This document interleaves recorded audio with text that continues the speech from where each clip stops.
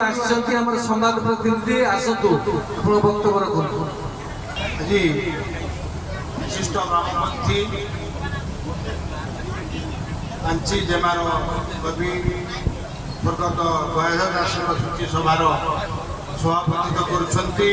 त्यागभूमिर सभापति अजय नायक महोदय आम गहणीर अछन्ति धामनगर निर्वाचन मंडल पूर्वतन विधायक मुक्तिकांत मंडल महोदय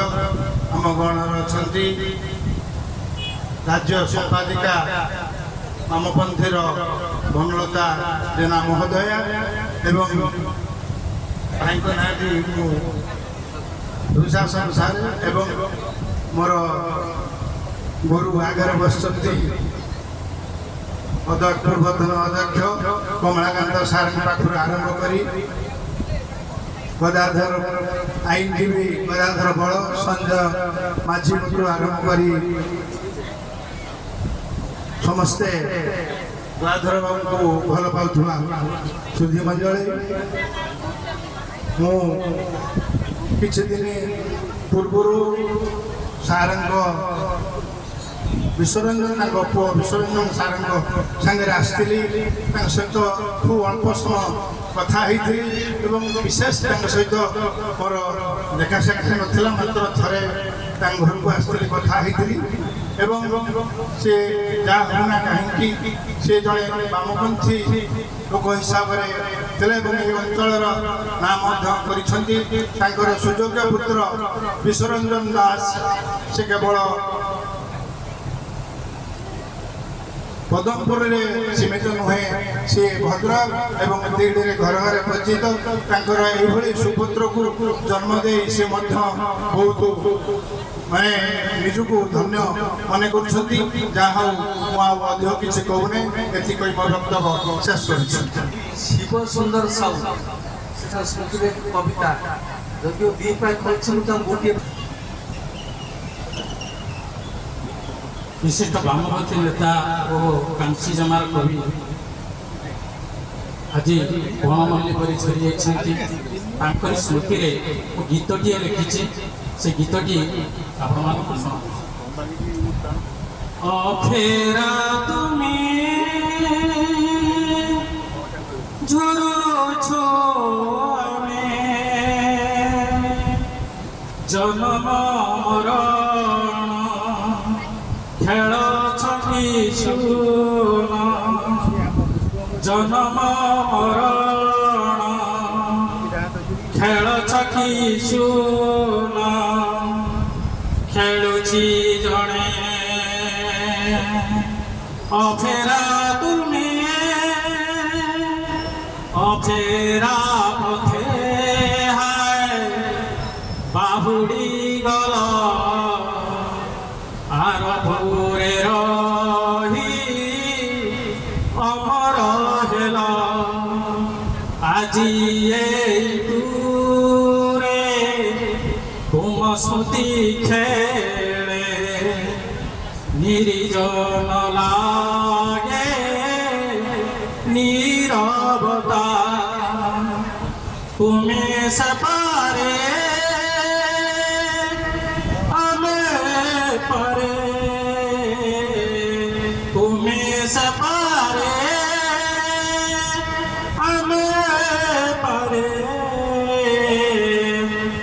आम कथा बोधे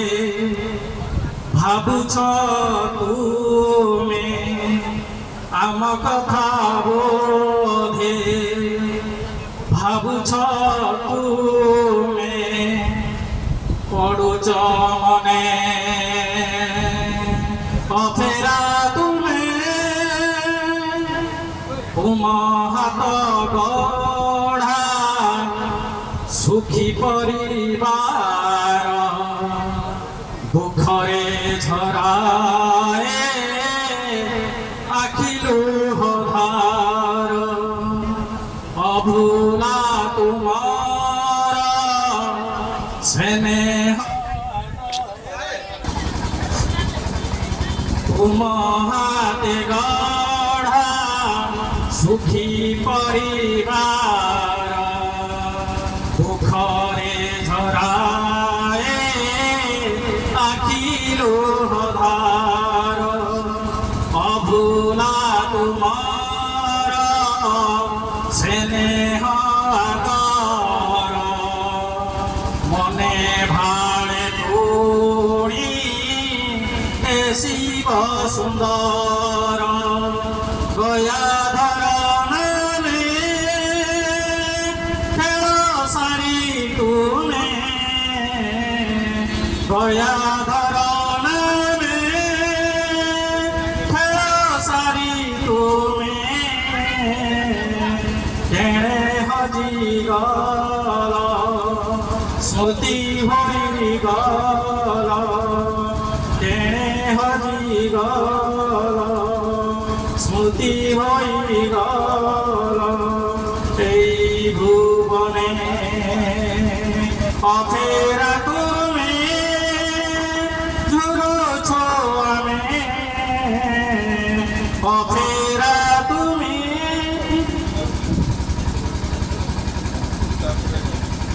বর্তমান শ্রীহর্ষ স্বামী ଆଜି ଏକାଦଶ ମୋର ପ୍ରଥମେ ମୋର ଭକ୍ତିପୂତ ଶ୍ରଦ୍ଧାଞ୍ଜଳି ରଖିଛି। ମଣିଷ ଜନ୍ମ ଅଛି ମାନେ ମୃତ୍ୟୁ ନିଶ୍ଚୟ ଅଛି। ଆମେ ସମସ୍ତେ ଦୁନିଆରୁ ସମସ୍ତେ ଯିବା, ଏମିତି ସମସ୍ତେ ଆମେ ଯିବା, କିନ୍ତୁ ସେଇ ମଣିଷକୁ ମନେ ରଖାଯାଏ ଯେ ସମାଜ ସହିତ ଯୋଡ଼ି ହେଇଥାଏ ଏବଂ ସେଇଭଳି ଭଳି ଆଦର୍ଶ ମଣିଷ ଥିଲେ। ଏବେ ଦେଖିଲେ ସେ ବାମପନ୍ଥୀର ଅବିଚାର ଧାରାର ଲୋକ ଥିଲେ ଗଙ୍ଗାଧର ଦାସ ମହୋଦୟ। ତାଙ୍କ ସହିତ ମୋର ଯଦିଓ କିଛି ସମ୍ପର୍କ କିଛି ନଥିଲା, କିନ୍ତୁ ତାଙ୍କର ସୁପୁତ୍ର ଈଶ୍ୱରଚନ୍ଦ୍ର ବାବୁ ତାଙ୍କ ସହିତ ମୋର ବହୁତ ଦିନର ସମ୍ପର୍କ ଅଛି ଏବଂ ସେ ଆମ ସହିତ ବି ବହୁତ ଦିନରୁ ଜଡ଼ିତ ଥିଲେ, ବିଶେଷ ମୋ ସହିତ ଜଡ଼ିତ ଥିଲେ। ମଣିଷ ଯେଉଁ ତାର ପରବର୍ତ୍ତୀ ପିଢ଼ି ଆସେ ସେ ନିଶ୍ଚିତ ଭାବରେ ତାର ଆଗ ପିଢ଼ିର କିଛି ଗୋଟେ ଅବଦାନ ତା ପ୍ରତି ଥାଏ ଏବଂ ସେଇଭଳି ମଣିଷ ହେଉଛନ୍ତି ଈଶ୍ୱରଚନ୍ଦ୍ର ବାବୁ। ଈଶ୍ୱରଚନ୍ଦ୍ର ବାବୁ ଆଜି ଓଡ଼ିଶାର ବିଶିଷ୍ଟ ସ୍ତମ୍ଭକାର ଭାବରେ ଜଣେ ସାହିତ୍ୟିକ ଭାବରେ ବିଖ୍ୟାତ ହେଇଛନ୍ତି ଏବଂ ନିଶ୍ଚିତ ଭାବରେ ତାଙ୍କର ବାବା ମାଆଙ୍କର ସେଥିପ୍ରତି ନିଶ୍ଚୟ ଧ୍ୟାନ ଥିବ। ଏବଂ ମୁଁ ଏବେ ଦେଖୁଛି କାଞ୍ଚି ଜେମାର କବି ଥିଲେ, ତେଣୁ ତାରି ବଳରେ ଆଜି ବିଶ୍ୱରଞ୍ଜନ ବାବୁ ଏ ସମାଜକୁ ସାହିତ୍ୟିକ ହେଇଛନ୍ତି ଏବଂ ଜଣେ ଲକ୍ଷ୍ୟ ପ୍ରତିଷ୍ଠିତ ସ୍ତମ୍ଭକାର ହେଇଛନ୍ତି। ମୁଁ ଭାବୁଛି ତାରି ପ୍ରତିଷ୍ଠା ତାଙ୍କରି ଆଶୀର୍ବାଦ ନିଶ୍ଚୟ ତାଙ୍କ ଉପରେ ଅଛି। ମୁଁ ଆଶା କରୁଛି ତାଙ୍କର ଆତ୍ମାର ସଦ୍ଗତି ହେଉ ଏବଂ ସେ ଭଗବାନ ତାଙ୍କୁ ତାଙ୍କ କୋଳରେ ଆଶ୍ରୟ ଦିଅନ୍ତୁ ଏବଂ ତାଙ୍କ ପିଲାମାନେ ନୂତନ ସମୟକୁ ଅତିକ୍ରମ କରି ପୁଣି ଯେବେ ତାଙ୍କର ଜୀବନକୁ ଆଗେଇ ନିଅନ୍ତୁ। ଏତିକି ମୋର ଭଗବାନ ଧନ୍ୟବାଦ। ଯାହାକୁ ଡାକିବି ତା ପୂର୍ବରୁ ତାକୁ କହିକି ଦୟାକରି ସଂକ୍ଷେପରେ ବକ୍ତବ୍ୟ ରଖିବେ, ନହେଲେ ଜାଣିଛନ୍ତି କମଳାକାନ୍ତ ସ୍ୱାଇଁ ସମାଜ ସଭାପତି ମହୋଦୟ, ଉପସ୍ଥିତ ବନଲତା ଭାଉଜ, ମୁକ୍ତି ସାର୍, ରାଉତ ସାର୍ ଏବଂ ଅଛନ୍ତି ଯିଏକି ବାମପନ୍ଥୀର ଅତ୍ୟନ୍ତ ବୟସ୍କ ନେତା ଆମ ଜିଲ୍ଲାରେ, ଆଉ ଆଇନମୁକ୍ତ ଆରମ୍ଭ କରି ବରାଘର ସମସ୍ତେ ଅଛନ୍ତି।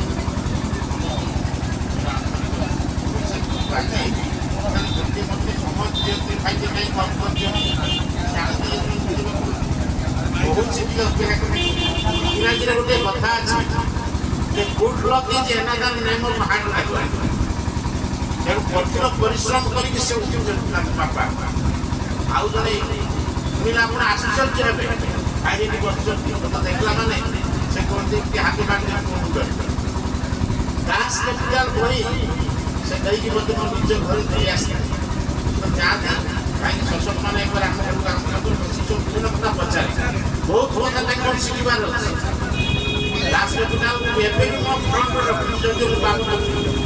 ସବୁ ବାମପନ୍ଥୀ ନେତାମାନେ କଠିନ ପରିଶ୍ରମ ସେଇଥିପାଇଁ କହିଲେ ହାର୍ଡ ଲେବର ବ୍ଲକ ତେଣୁ ଏତଦ୍ ସେ ମଧ୍ୟ ଗୋଟେ କବିତା ବହି ଲେଖିଛନ୍ତି ମୋର କହିବା କଥା ସେ ବହୁତ ଭଲ ଲୋକ ନହେଲେ ପିଲାମାନେ ଏତେ ଆଗକୁ ପାରନ୍ତି ତାଙ୍କ ନାତୁଣୀ ମଧ୍ୟ ସେ ଫାଷ୍ଟ କ୍ଲାସ୍ ପାଇଛି ନେଇ ପଢ଼ିଲାଣି ସେ ତେଣୁ ସେ ବି ଅଧ୍ୟାପିକା ହେବ ମୋର କହିବା କଥା ଭଗବାନ ସବୁବେଳେ ଆଶୀର୍ବାଦ ପାଇବେ এটা নিশ্চিত ভাবে সত্য কারণ ମୁଁ ଯେତେ ବାମପନ୍ଥୀଙ୍କ ସହିତ ମିଶିଛି ସମସ୍ତେ କେହି ଜଣେ କୁଆଡ଼େ କୁଆଡ଼େ ଚାଲି ନେଇଯାଇଛି ଯେହେତୁ ସେସବୁ କିଛି ନାହିଁ ପରିଶ୍ରମ ସବୁ କରିଛନ୍ତି ଏବେ ମୋର ଟିକେ ବାମପନ୍ଥୀମାନଙ୍କ ସହିତ ଟିକେ ସମ୍ପର୍କ ବଢ଼ିଯାଇଛି କାରଣ ଜଣେ ବାମପନ୍ଥୀ ନେତା ଆମ ଜିଲ୍ଲାରେ ସେ ଗୋଟେ ଲାଇବ୍ରେରୀ କରିଛନ୍ତି ତାଙ୍କ ବାପାଙ୍କ ନାଁ ଏବଂ ମୁଁ ସେଇଟା ଯାଇଥିଲି ବିଧାୟକ ମହୋଦୟ ଏବଂ ମ୍ୟାଡ଼ାମ୍ ସେଠି ସାଂସଦ ଥିଲେ ତାକୁ ଦୁଇ ଜଣ ଛିଡ଼ା କରିକି ଗୋଟେ ଫଟୋ ନେଇଛି କାରଣ ଗୋଟେ ପୁସ୍ତକ ପ୍ରେମୀ ସେଇଥିପାଇଁ ମୋର କହିବା କଥା ସେ ବାମପନ୍ଥୀ ନେତା କରିଥିଲେ ବୋଲି ମୁଁ ଯାଇଥିଲି ଏବଂ ବହୁତ ଧନ୍ୟବାଦ ଦେଇକି ଆସିଲି ମୁଁ ୟାର ଏକ୍ସଟେନସନ୍ କର ମୋ ଘରେ ଯେତେ ବହି ଅଛି ମୁଁ ଆଣିକି ଦେଇଛି ସେ ହଁ ମାନିଛନ୍ତି ଦେଖାଯାଉ କ'ଣ ଆଉ ଆମ ନାହିଁ କିନ୍ତୁ ସେ ପରିଶ୍ରମ ତାଙ୍କ ପରିବାରର ଉନ୍ନତି ହେଇଛି ବେଳା ଆହୁରି ବି ସେମାନେ ଉନ୍ନତି କରିପାରିବେ କାରଣ ତାଙ୍କ ବାପାଙ୍କର ସାଧୁବାଦର ହେଲା ଲକ୍ଷ୍ୟ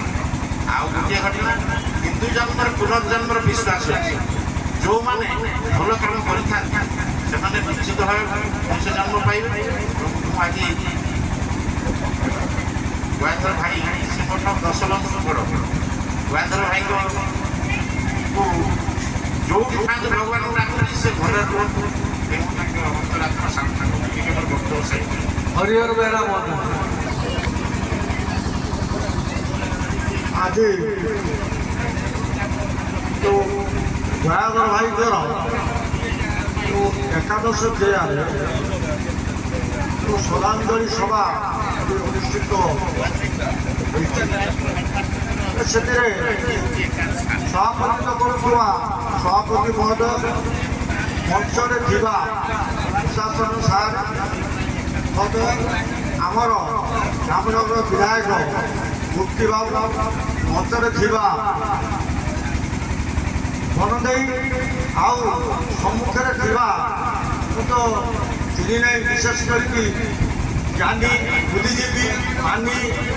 ନିଶ୍ଚିତ ଉପସ୍ଥିତ ଅଛନ୍ତି ସମସ୍ତଙ୍କୁ ମୁଁ ମଧ୍ୟ କ୍ରାନ୍ତିକାରୀ ଅଭିନନ୍ଦନ ଜଣାଉଛି ଆଉ ଗୁରୁଜନମାନେ ଉପସ୍ଥିତ ଅଛନ୍ତି ତାଙ୍କୁ ମୁଁ ନମସ୍କାର କରୁଛି ମୋର କହିବାର କଥା ବୋଉ କଥା କହିଦେବି କାହିଁକିନା ସମୟ ଅଭାବ ସମସ୍ତ ସମୟ ଦିଅନ୍ତି ମୁଁ ବିଶେଷ କରିବେ ଅଳ୍ପ ସମୟ ସ୍ୱଳ୍ପ ସମୟରେ ମୁଁ ଶେଷ ସିଏ ଜଣେ ଥିଲେ ସଂଗ୍ରାମୀ ମଣିଷ ସିଏ ପ୍ରକୃତି ସହିତ ସିଏ ଲଢ଼େଇ କରିଛନ୍ତି ସିଏ ବିଜ୍ଞାନକୁ ବିଶ୍ୱାସ କରନ୍ତି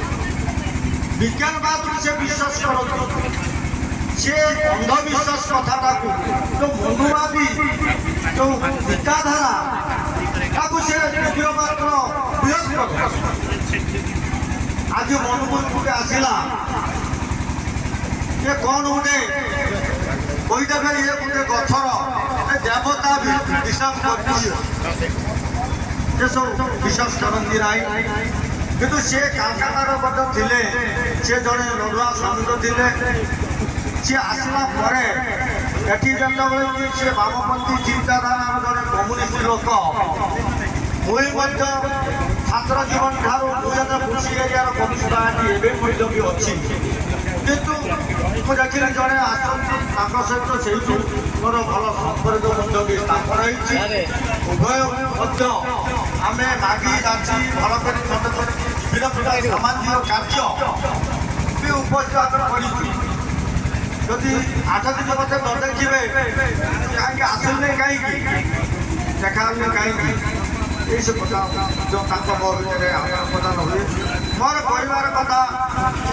ସିଏ ଯେଉଁ ଚିନ୍ତାଧାରାର ମଣିଷ ତାଙ୍କ ଯେଉଁ ଲକ୍ଷ୍ୟ ଉଦ୍ଦେଶ୍ୟ ନେଇକି ସେ ସମାଜର ଚାଲିଥିଲେ କିନ୍ତୁ ଆମେ ଆମେ ଯଦି ସେଇ କାର୍ଯ୍ୟଟାକୁ ଯେଉଁ ଅଧୁରା କାର୍ଯ୍ୟ ଅଛି ଆମମାନଙ୍କ ପାଇଁ ସେ ଛାଡ଼ି ଦେଇଯାଇଛନ୍ତି ସେଇ କାର୍ଯ୍ୟ ଯଦି ଆମେ କିଛି ସମାଜର ହିତକର କାର୍ଯ୍ୟ କରିବା ଅନ୍ୟାୟକୁ ବିରୋଧ କରିବା ଶୋଷଣମୁକ୍ତ ସମାଜ ଗଠନ ଯଦି କରିପାରିବା ତାହେଲେ ସେଇଟା ହେବ ତାଙ୍କର ଅମର ଆତ୍ମା ପ୍ରତି ଶ୍ରେଷ୍ଠ ଶ୍ରଦ୍ଧାଞ୍ଜଳି। ଗଦାଧର ଭାଇ ଅମର ରହେ, ଗଦାଧର ଭାଇ ଅମର ରହେ। ଜିନ୍ଦାବାଦ।